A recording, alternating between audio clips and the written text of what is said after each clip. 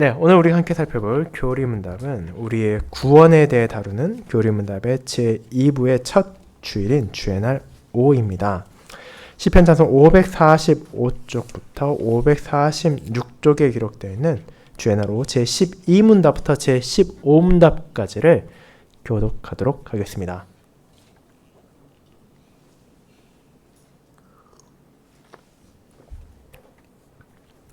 하이델베르크 교리문답 제2부 우리의 구원 주의 날 5 제12문 우리가 하나님의 의로운 심판에 따라 현세에서 그리고 영원히 형벌받는 것이 마땅하다면 어떻게 이 형벌을 면하고 다시 총애를 받을 수 있겠습니까? 하나님께서는 그분의 공의가 충족되기를 요구하십니다.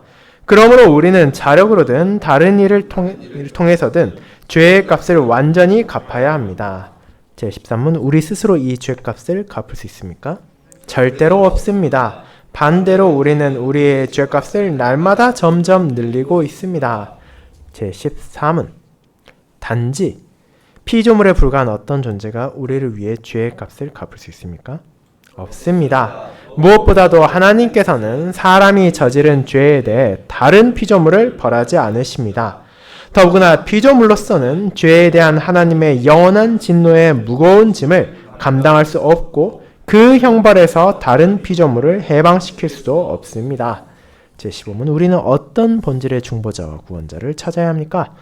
그분은 참 사람이시고 의로운 사람이면서 모든 피조물보다 더 능력이 많으신 분, 즉 동시에 참 하나님이신 분이셔야 합니다. 네, 읽는 설교 후에는 니케아 신경으로 우리의 신앙을 함께 고백하는 시편 84편 3, 4절을 함께 부르도록 하겠습니다. 오늘 오후 설교는 클라레스 스탄 목사님의 설교를 읽는 설교로 봉사합니다. 사랑하는 주 예수 그리스도 안에 있는 형제 자매님들, 우리는 우리의 죄와 비참에 대해 다루는 교리문답 제1부의 마지막 부분에서 마침내 하나님의 심판대 앞에 서게 되었고 그분의 공의에 따른 형벌, 즉 몸과 영혼의 가장 엄하고 영원한 형벌을 마주하게 되었습니다. 다르게 말하자면 우리는 막다른 길에 도착한 것입니다. 우리가 할 수 있는 모든 변명은 다 소진되었고 우리는 오직 자신의 죄책을 고백하며 주 하나님 앞에 깊이 엎드릴 수밖에 없게 되었습니다. 하이델베르크 교리문답은 단순하면서도 분명하게 우리의 큰 수치와 끔찍한 죄책을 드러냈습니다. 쉽게 말해 우리는 하나님의 영광 앞에 턱없이 부족한 존재라는 것입니다. 그 비참한 자리에 우리가 지금 서 있습니다. 그러나 교리문답이 우리를 그 자리에 그대로 버려두지 않는다는 것은 놀라운 일입니다. 이제 우리는 교리문답의 두 번째 부분인 우리의 구원에 이르게 됩니다. 교리문답은 이 부분을 앞선 고백을 요약하며 시작합니다. 우리가 하나님의 의로운 심판에 따라 현세에서 그리고 영원히 형벌받는 것이 마땅하다고 말입니다. 이것이 그리스도인이 들어야 할 첫 번째 고백입니다. 나는 비참한 죄인입니다. 주님 앞에서 나의 마음이 꺾이고 산산이 부서져야 합니다. 그래야 비로소 우리는 이제 질문할 수 있습니다.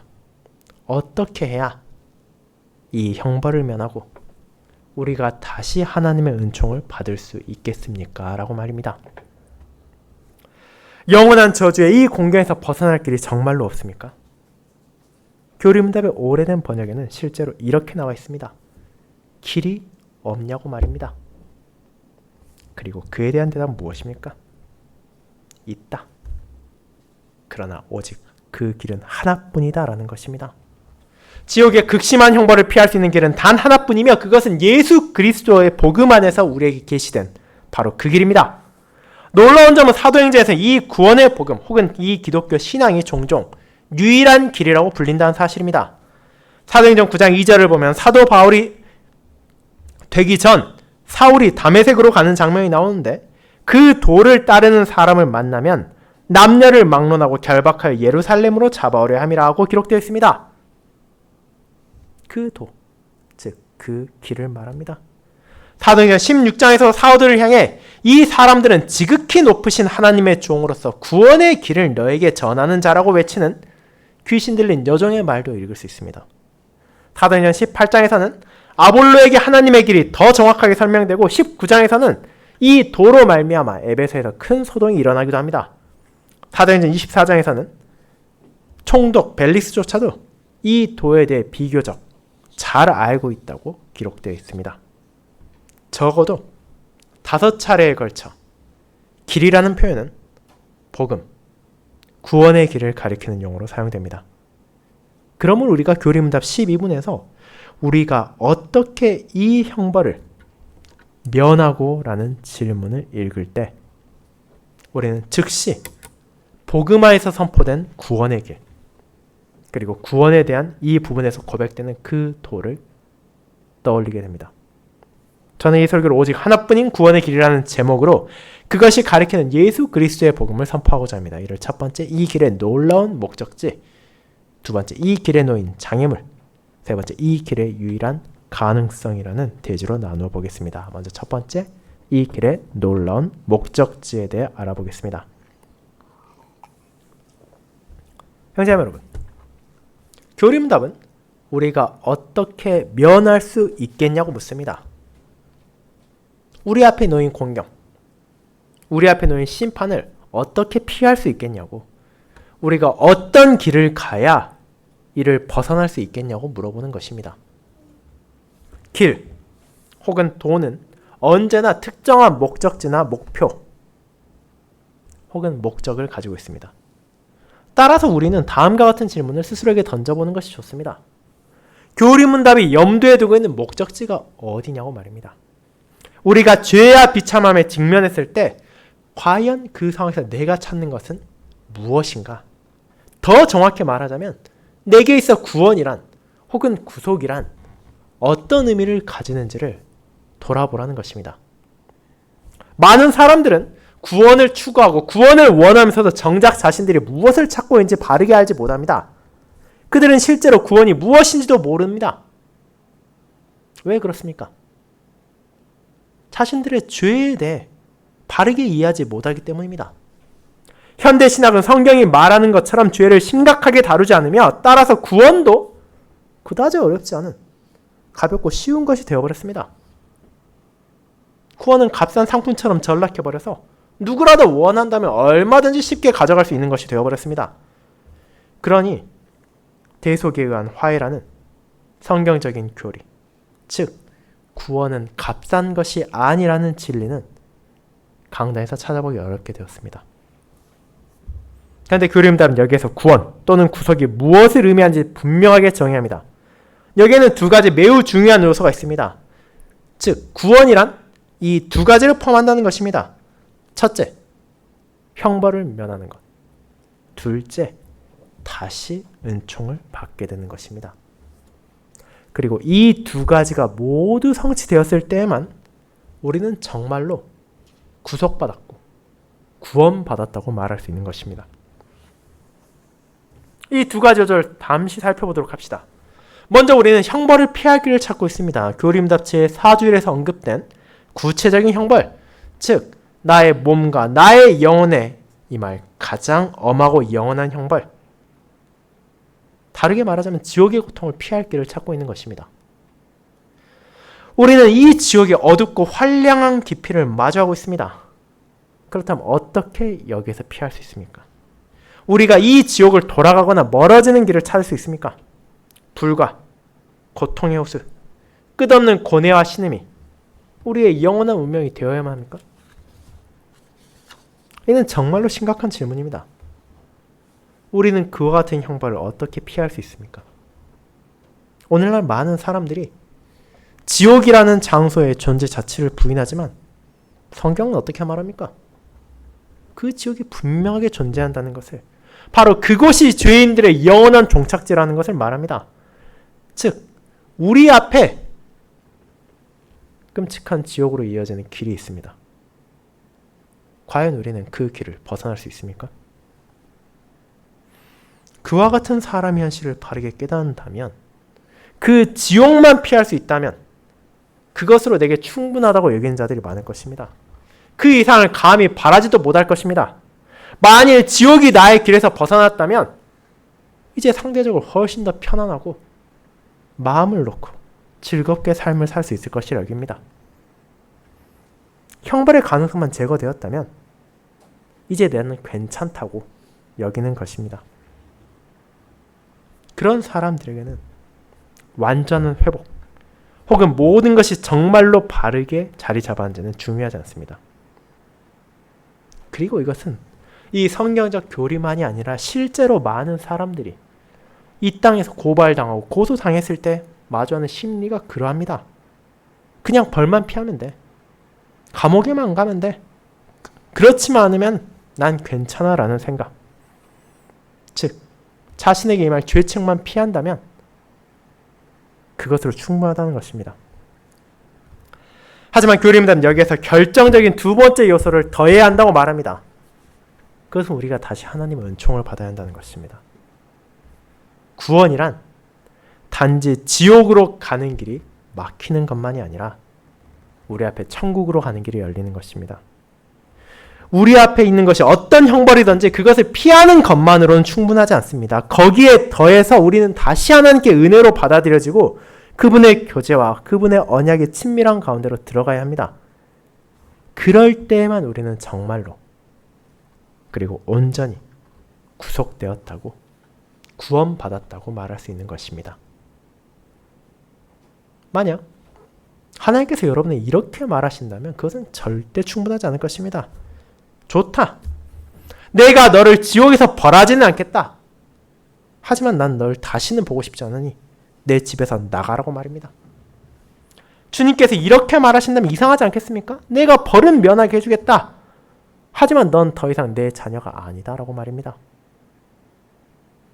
만약 우리에게 그런 상황이 찾아왔다면 지옥이라는 무서운 장소는 사라졌을지 모르지만 아버지와의 교제가 끊어짐으로 사실상 우리는 여전히 지옥을 마주하고 있는 것이 됩니다.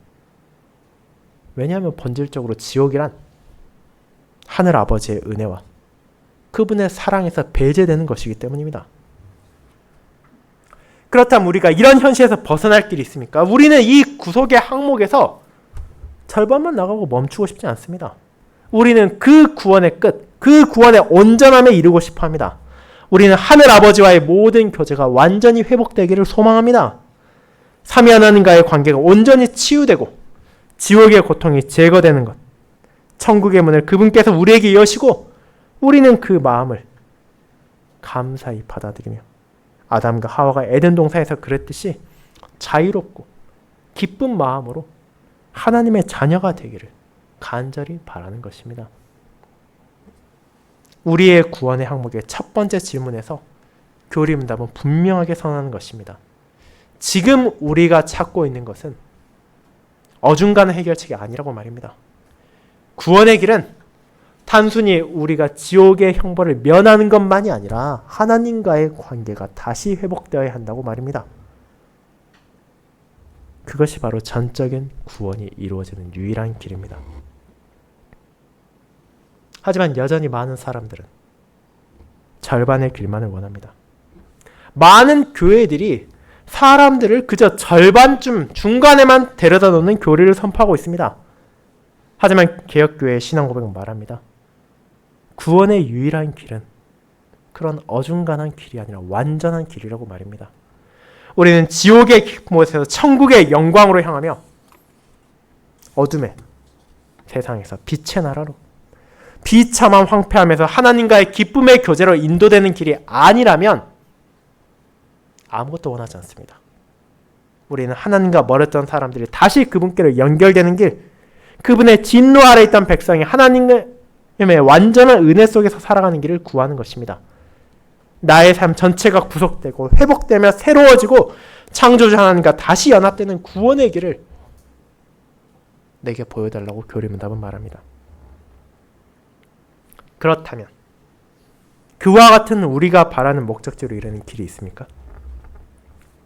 값싼 구원이 아닌, 어중간한 구원이 아닌 깊고 참된 구원의 길이 있습니까? 그런 길이 있습니다. 하지만 교리문답이 말하듯이 그 길은 실제로는 참된 길이라기보다는 너무나 험난한 장애물로 가득 찬 좁은 길로만 보입니다. 우리는 그와 같은 두 번째 요점으로 나아가게 됩니다. 그것이 두 번째 이 길에 놓인 장애물로 이어집니다. 성도 여러분, 여러분은 교림답이 우리가 어떻게 이 형벌을 면하고 다시 하나님의 총애를 받을 수 있습니까? 라는 질문에 대해 직접적으로 예 혹은 아니오라고 대답하지 않는다는 점을 눈치채셨습니까? 구원의 길은 분명히 존재합니다. 하지만 교리문답은 먼저 그 길을 과연 우리가 갈 수 있는지를 살펴보게 합니다. 이를 위해 교리문답은 먼저 구원의 길이 무엇인지를 탐구하게 합니다. 하나님께서는 그분의 공의가 충족되기를 요구하십니다. 라고 말합니다. 즉, 우리는 죄의 값을 완전히 갚아야 합니다. 구원의 길은 하나님의 언약적 요구인 그분의 의와 그분의 거룩함을 우회하는 길이 아닙니다. 오히려 구속과 구원의 유일한 길은 우리를 하나님의 공의 앞에 정면으로 데려갑니다. 그분께서는 자신의 의로움이 만족될 것을 요구하십니다. 이것은 우리가 구원의 조건을 스스로 정할 수 있는 것이 아니라 하나님께서 정하신 구원의 조건을 완전히 충족시켜야 한다는 것을 의미합니다. 이 고백서에서 오늘날 수많은 종교단체들이 부정하는 한 가지 진리가 이미 분명하게 드러납니다. 그것은 바로 구속의 사역 안에서도 하나님만이 온전한 주권자라는 사실입니다. 주님께서는 그분의 어떤 요구도 내려놓으실 생각이 없으시며 완전한 의로움과 자유로운 주권 가운데 에덴 동산에서 사람에게 요구하셨던 그것을 그대로 요구하십니다. 그것은 나의 공의를 만족시키라는 것, 나의 뜻을 따르라는 것입니다. 하나님의 공의가 충족되는 것은 쉽게 말해 우리가 빚진 것을 다 갚는 것입니다. 그 빚을 끝까지 단 한 푼도 남김없이 말입니다. 하나님께서 요구하신 것을 정확하게 드리는 것, 더하지도 덜하지도 않게 그 공의를 충족시키는 것입니다. 이제 우리는 이렇게 질문할 수 있습니다. 아니 대체 내가 하나님께 무엇을 빚졌습니까? 하나님께서 내게 무엇을 요구하는 것입니까? 라고 말입니다. 그분은 우리가 그분의 율법을 온전히 지킬 것과 우리의 죄에 대한 형벌을 감당할 것을 요구하십니다. 다시 말해 그분의 명령을 지키고 그분의 진노를 감당하는 것이 의이며 공의로운 요구인 것입니다. 성경의 모든 페이지에서 우리에게 보여지는 구원의 길이 바로 이것입니다. 이사야 1장 27절 이렇게 말합니다. 시온은 정의로 구속함을 받고 그 돌아온 자들은 공의로 구속함을 받으리라. 누가복음 10장 28절은 이를 행하라. 그러면 살리라. 우리가 하나님의 공의로운 요구를 만족시킬 때에만 하나님께서는 그래, 이제 내가 만족하였다, 이걸로 충분하다라고 말씀하실 것입니다. 그때에만 비로소 관계가 회복되고 새로운 교제를 위한 기초가 마련되는 것입니다. 즉, 우리에게 존재하는 유일한 구원의 길은 속죄를 통한 화해의 길입니다. 죄에 대한 완전한 값을 지불하는 것만이 우리의 유일한 살 길입니다. 물론 이 고백은 오늘날엔 시대착오적이고 심지어 혐오스럽다는 평가를 받기도 합니다. 어떻게 하나님이 죄값을 요구하냐고 말입니다. 어떻게 죄값을 한 푼도 남김없이 끝까지 받아내려고 하는 무정하고 무자비한 분이냐고 말입니다. 이것이 바로 현대의 많은 신자들이 생각하기도 싫어하는 하나님의 모습입니다. 그들은 스스로 참된 사랑의 의미를, 참된 연대의 의미를 발견했다고 주장하며 그와 같은 하나님의 의로운 모습은 인정하지 않으려 합니다. 하지만 성경은 그와 다르게 말합니다. 성경은 계속해서 하나님의 공의로운 요구를 분명하게 선포합니다. 그분께서는 자신의 공의가 만족되길 원하시며 그것만이 구원의 유일한 길이라고, 그 누구도 이 길을 피해서는 구원받을 수 없다고 말하시는 것입니다. 그렇다면 이제 우리에게 한 가지 질문이 생겨납니다. 우리가 정말로 하나님의 공의를 충족시킬 수 있느냐고 말입니다. 내 앞에 구속의 길이, 구원의 길이 있다는 것을 아는 것은 좋습니다. 그런데 그 길을 내가 나아갈 수 있습니까? 그에 대해 교리문답은 분명하게 말합니다. 그럴 수 없다고 말합니다. 이 길에 놓인 엄청난 장애물은 바로 나의 죄성입니다. 나는 더 이상 하나님의 율법을 온전히 지키지 않습니다. 지킬 수도 없습니다. 우리는 이미 감당할 수도 없는 끝없는 빚을 쌓아놓았고 심지어 그 빚을 조금씩 덜어가기는커녕 매일같이 그 빚을 늘려만 가고 있습니다.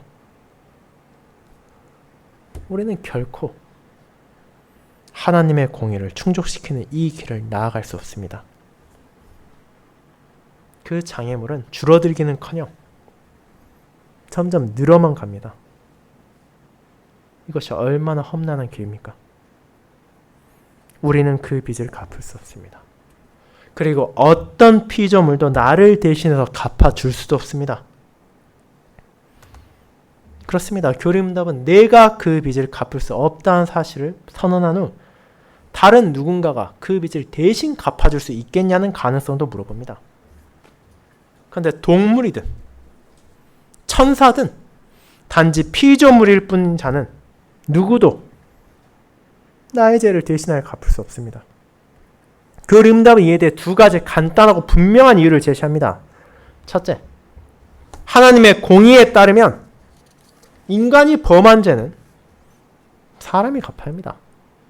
다른 피조물을 하나님께서 벌하지 않으십니다. 짐승의 피는 속죄의 필요성을 상징하는 것이었을 뿐 그 자체가 죄를 속하는 것은 아니었습니다. 우리의 죄에 대한 궁극적인 값은 우리와 동일한 사람에게서 나와야 합니다. 성경은 범죄한 그 영혼은 죽으리라고 말했고 죄는 인간의 육체에서 지어졌기에 속죄도 인간의 육체에서 이루어져야만 합니다. 둘째, 어떤 피조물도 죄에 대한 하나님의 영원한 진노의 무거운 짐을 감당할 수 없습니다. 즉, 그 죄를 지고 견디고 살아남아서 다른 사람들의 짐을 짊어질 수가 없다는 것입니다. 이 두 번째 이유에는 우리 자신도 포함됩니다. 짐승도 천사도 사람도 감히 하나님의 영원한 진노를 견딜 수 없습니다. 우리 모두는 그 진노 아래 무너지고 다시는 일어설 수 없을 것입니다. 만일 하나님의 정의가 우리가 이 형벌을 짊어지는 것을 요구한다면 저와 여러분 중 그 누구도 그리고 이 땅에 존재했던 그 어떤 사람도 그 길을 나아갈 수 없습니다. 감히 누가 하나님의 진노를 감당하고 여력이나마 다른 사람을 도울 수 있겠습니까? 우리에게는 하나님의 공의를 충족시켜야 한다는 한 가지 길이 있습니다. 그것이 바로 우리의 유일한 구원의 길입니다. 하지만 가장 큰 문제는 내가 그 길을 갈 수 없다는 것입니다. 그것이 바로 개혁주의의 구원교리의 핵심입니다. 여기에서 모든 방식의 자기 구원의 생각은 추방됩니다. 인간이 자초한 파멸에 스스로 빠져나와서 하나님과 창조주를 만족시킬 수 있다는 가장 큰 거짓말이 폭로됩니다. 이것이 바로 유대교, 펠라기오스주의, 알미니우스주의들의 거대한 거짓말입니다. 그들은 우리가 아직 할 수 있다고, 길은 여전히 우리 앞에 열려있고 비록 험난할지라도 우리가 그 길을 나아갈 수 있다고 말합니다. 내 안에 있는 긍정적인 자원들을 잘 사용하면 우리는 하나님의 공의를 충족할 수 있고 우리가 잃어버렸던 구원을 회복할 수 있다고 말합니다. 하지만 주의 날로에서 교리문답은 우리의 죄의 결과가 우리의 구원의 가능성에 어떤 영향을 주는지를 보여줍니다.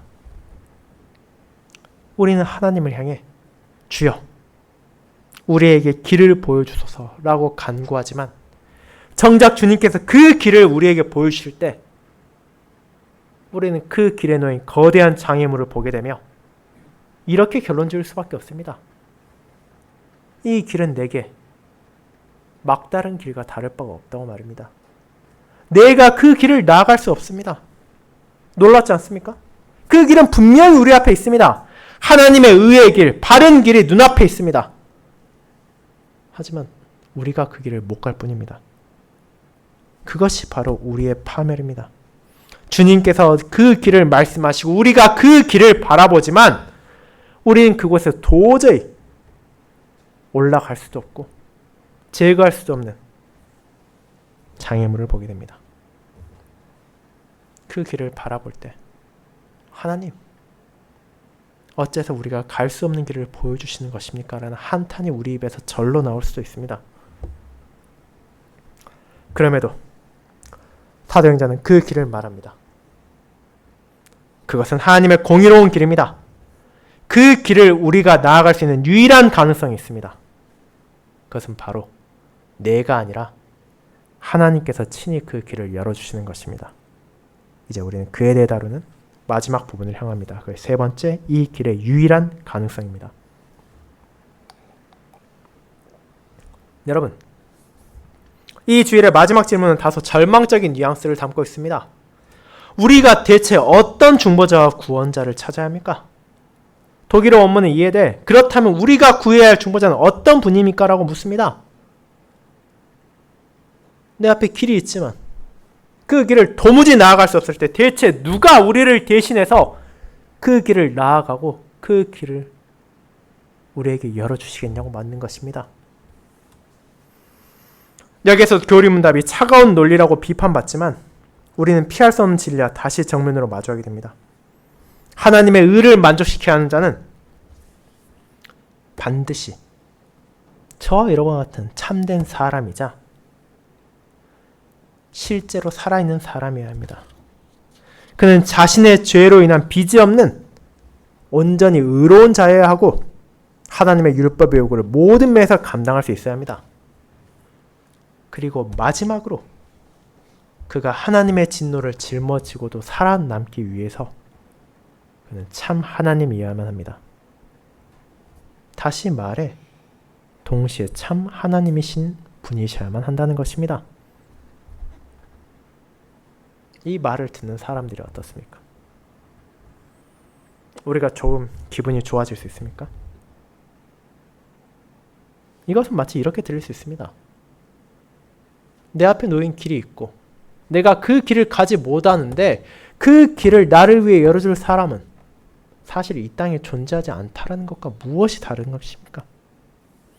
대체 우리가 어디서 참 사람이고 의로운 사람이며 동시에 참 하나님이신 분을 찾을 수 있습니까?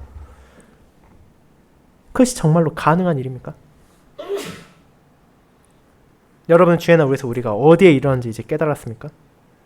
구원과 해방은 결코 작은 일도 아니고 값싼 일도 아닙니다. 우리 중 누구도 그것을 이룰 수 없습니다. 우리는 다만 이렇게 말할 뿐입니다. 주님, 우리를 도와주소서. 주님의 의로운 진노에서 피할 길을 우리에게 열어주시고 우리를 주님의 은총 안에 다시 받아들여 주시옵소서. 주여, 우리를 위해 크신 구원을 이루소서. 즉, 우리의 구원에 대한 첫 번째 주일에서 우리가 도달하는 결론은 이것입니다. 구원은 주님께서 친히 이루셔야 한다는 것입니다. 그분께서 길을 여시고 그분께서 그 길을 가셔야만 우리가 그 길을 나아갈 수 있습니다. 그분께서 내 앞에 놓인 장애물을 하나하나 다 제거해 주셔야만 우리가 걸어갈 수 있습니다. 이 길이 가능한 유일한 방식은 바로 이것뿐입니다. 하나님께서 직접 그것을 행하셔야 한다는 것입니다. 그래야만 구원의 길, 우리에게 있는 유일한 생명의 길이 열리는 것입니다. 여기에서 우리가 깨달아야 하는 사실이 하나 있습니다. 그것은 하나님께서 그렇게 하셔야 할 어떤 의무도 없다는 것입니다. 그분은 오직 자신의 선하신 뜻과 자유로운 의지에 따라 크신 사랑과 자비로 이 일을 이루시는 것입니다. 그렇게 우리는 욥처럼 말할 수밖에 없습니다. 그는 욥기 9장 15절에서 이렇게 말합니다. 나를 심판하실 그에게 간구할 뿐입니다. 라고 말입니다. 우리는 결백하지 않습니다. 우리는 무릎을 꿇고 나를 심판하실 그분께 은혜를 간구하며 그분께서 나에게 생명을 주시기를, 나에게 구원의 길을 열어주시기를 부르짖을 뿐입니다. 그런데 여기에 우리의 큰 기쁨이 있습니다. 이는 하나님께서 우리에게 그 길을 열어주셨다는 것입니다.